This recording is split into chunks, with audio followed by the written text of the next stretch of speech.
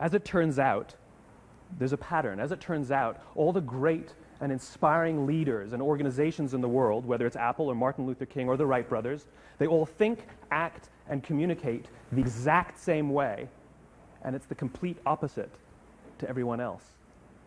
All I did was codify it. And it's probably the world's simplest idea. I call it the golden circle.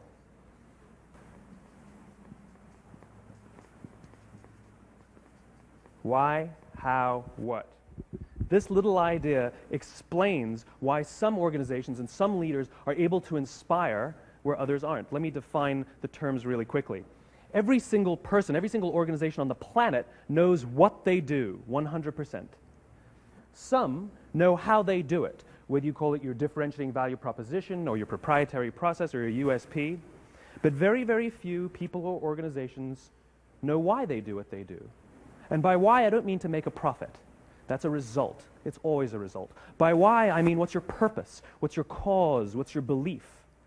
Why does your organization exist? Well, as a result, the way we think, the way we act, the way we communicate is from the outside in. It's obvious. We go from the clearest thing to the fuzziest thing. But the inspired leaders and the inspired organizations, regardless of their size, regardless of their industry, all think, act, and communicate from the inside out. Let me give you an example. I use Apple because they're easy to understand and everybody gets it. If Apple were like everyone else, a marketing message from them might sound like this. We make great computers. They're beautifully designed, simple to use, and user-friendly. Want to buy one? Meh. And that's how most of us communicate. That's how most marketing is done, that's how most sales is done, and that's how most of us communicate interpersonally. We say what we do, we say how we're different or how we're better, and we expect some sort of behavior, a purchase, a vote, something like that. Here's our new law firm.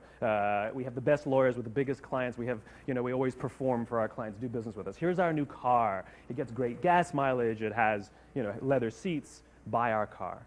But it's uninspiring. Here's how Apple actually communicates. Everything we do, we believe in challenging the status quo. We believe in thinking differently. The way we challenge the status quo is by making our products beautifully designed, simple to use, and user-friendly. We just happen to make great computers. Want to buy one? Totally different, right? You ready to buy a computer from me? All I did was reverse the order of the information. People don't buy what you do, people buy why you do it. People don't buy what you do, they buy why you do it. This explains why every single person in this room is perfectly comfortable buying a computer from Apple. But we're also perfectly comfortable buying an MP3 player from Apple, or a phone from Apple, or a DVR from Apple. But as I said before, Apple's just a computer company. There's nothing that distinguishes them structurally from any of their competitors. Their competitors are all equally qualified to make all of these products. People don't buy what you do, they buy why you do it. The goal is not to do business with everybody who needs what you have. The goal is to do business with people who believe what you believe.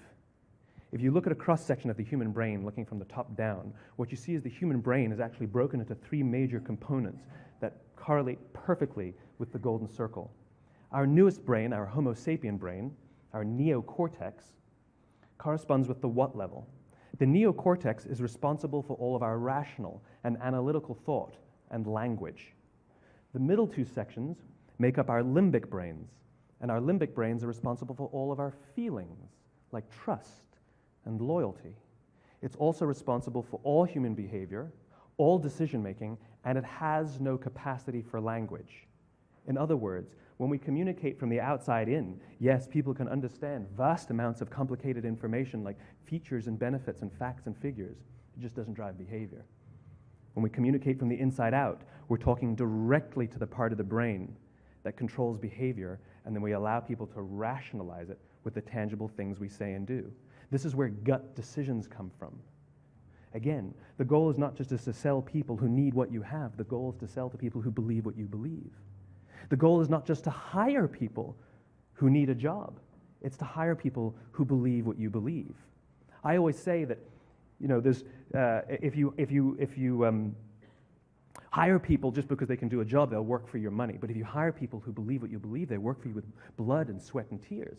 And nowhere else is there a better example of this than with the Wright brothers. Something called the law of diffusion of innovation. And if you don't know the law, you definitely know the terminology. The first 2.5% of our population are our innovators. The next 13.5% of our population are our early adopters. The next 34% are your early majority, your late majority, and your laggards. The only reason these people buy touch-tone phones is because you can't buy rotary phones anymore.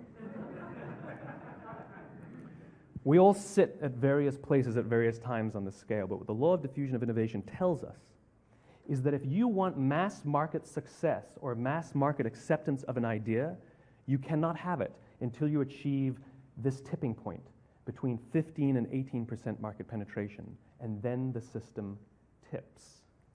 And I love asking businesses, what's your conversion on new business? And they love to tell you, oh, it's about 10%, proudly. Well, you can trip over 10% of the customers. We all have about 10% who just get it. That's how we describe them, right? That's like that gut feeling, oh, they just get it. The problem is, how do you find the ones that just get it before you're doing business with them versus the ones who don't get it? So it's this here, this little gap, that you have to close, as Geoffrey Moore calls it, crossing the chasm. Because you see, the early majority will not try something until someone else has tried it first. And these guys, the innovators and the early adopters, they're comfortable making those gut decisions. They're more comfortable making those intuitive decisions that are driven by what they believe about the world and not just what product is available. These are the people who stood online for 6 hours to buy an iPhone when they first came out, when you could have just walked into the store the next week and bought one off the shelf. These are the people who spent $40,000 on flat-screen TVs when they first came out, even though the technology was substandard. And by the way, they didn't do it because the technology was so great. They did it for themselves. It's because they wanted to be first. People don't buy what you do, they buy why you do it. And what you do simply proves what you believe. In fact, people will do the things that prove what they believe. The reason that person bought the iPhone in the first 6 hours, or stood in line for 6 hours, was because of what they believed about the world and how they wanted everybody to see them. They were first. People don't buy what you do, they buy why you do it. Because there are leaders and there are those who lead. Leaders hold a position of power or authority, but those who lead inspire us.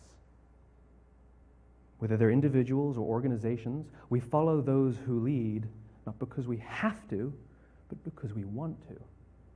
We follow those who lead not for them, but for ourselves. And it's those who start with why that have the ability to inspire those around them or find others who inspire them. Thank you very much.